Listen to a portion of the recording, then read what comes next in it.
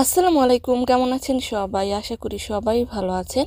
যে যেখান থেকে এই ভিডিওটি দেখছেন সবাইকে শুভেচ্ছা জানাচ্ছি। আজকের ভিডিওতে জানিয়ে দিব কুয়েতের সর্বশেষ খবর।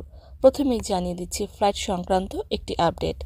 আইটিএ অর্থাৎ ইন্টারন্যাশনাল এয়ারপোর্ট ট্রান্সপোর্ট অ্যাসোসিয়েশন এর তথ্য অনুসারে কুয়েতে বিমান ভ্রমণের বাজার 2024 সালে উল্লেখযোগ্য হারে বৃদ্ধি পেয়েছে।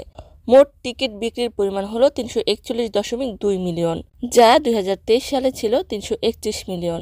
2023-এর তুলনায় 0.12% বৃদ্ধি পেয়েছে। আরও বলা হয়েছে যে আন্তর্জাতিক বিমানবন্দরে অপারেটিং এয়ারলাইন্সের সংখ্যা 2023-এর তুলনায় বাড়িয়ে 85তে করা হয়েছে। আসন্ন গ্রীষ্মের মৌসুমে ভ্রমণ সহজ করার জন্য দ্বিপাক্ষিক চুক্তিতে কাজ চলছে। এবারে জানিয়ে দিচ্ছে স্বরাষ্ট্র মন্ত্রণালয়ের আপডেট। কুয়েতের আহমাদি গভর্নমেন্টের অধীনে আবু হালিফা এলাকায় টহলরত পুলিশ টহল চালানোর সময় রাস্তায় একজন সন্দেহভাজন গাড়ি চালককে তল্লাশি করতে গেলে একজন কুয়েতি নাগরিক টহলরত পুলিশকে ধাক্কা দিয়ে পালিয়ে যাবার চেষ্টা করে এবং সে পালিয়ে যায়। পরবর্তীতে অতিরিক্ত ফোর্স এসে গাড়িটি তল্লাশি করে ব্যাপক পরিমাণ মাদকদ্রব্য উদ্ধার করে এবং সিসিটিভি ফুটেজ অনুযায়ী ওই কুয়েতি নাগরিককে আটক করা হয়। আরও একটি চাঞ্চল্যকর ঘটনা ঘটেছে জাহারা গভর্নমেন্টে। সেখানে একজন অজ্ঞাত ব্যক্তি একটি মোবাইলের দোকান থেকে মোবাইল কিনে টাকা না দিয়েই গাড়িতে করে পালিয়ে যেতে চাচ্ছিল।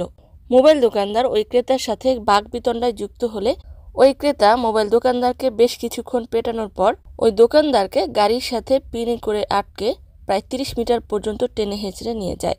এতে করে ওই দোকানদার মারাত্মকভাবে আহত হয়, তাকে হাসপাতালে পাঠানো হয়েছে। এ ব্যাপারে মামলা দায়ের করা হয়েছে এবং একজন পথচারী ওই গাড়ির নাম্বার প্লেট পুলিশকে দিয়ে সহায়তা করলে ওই অজ্ঞাত পরিচয়ধারী ব্যক্তিকে খুঁজছে। অন্যদিকে একজন প্রবাসী ব্যক্তি আবদালি বন্দর দিয়ে 100 কার্টন সিগারেট পাচার করার সময় কুয়েতের কাস্টমস কর্মকর্তারা তাকে আটক করেছে।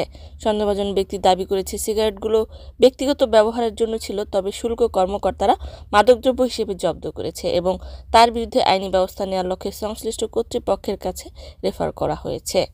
অন্যদিকে আন্তর্জাতিক মাতৃভাষা দিবস উপলক্ষে কুয়েতস্থ বাংলাদেশ দূতাবাসে মহামান্য রাষ্ট্রদূত এবং দূতাবাসের অন্যান্য কর্মকর্তা কর্মচারীদের উপস্থিতিতে যথাযোগ্য মর্যাদায় আন্তর্জাতিক মাতৃভাষা দিবস পালন করা হয়। জাতীয় পতাকা অর্ধনমিত রাখা হয় এবং শহীদ মিনারে পুষ্পস্তবক অর্পণ করা হয়। অন্যদিকে আবহাওয়া অফিস থেকে বলা হয়েছে যে রবিবার কুয়েত এবং মধ্যপ্রাচ্যের অন্যতম দেশ সৌদি আরবিয়াকে আবহাওয়া প্রভাবিত করবে। এদিন শৈত্যপ্রবাহ বিরাজমান থাকবে, তাপমাত্রা অনেকটাই হ্রাস পাবে। সম্মানিত ভিউয়ার্স, আজকের মতো এই ছিল আপডেট। পুরো ভিডিওটি দেখার জন্য ধন্যবাদ। এ ধরনের ভিডিও পেতে চাইলে ইউটিউব চ্যানেলটিকে সাবস্ক্রাইব করে দিবেন, ফেসবুক পেজটিকে লাইক এবং ফলো করে দিবেন। যারা পূর্বে করেছেন সবাইকে ধন্যবাদ। আজকের মতো বিদায়, আল্লাহ হাফেজ।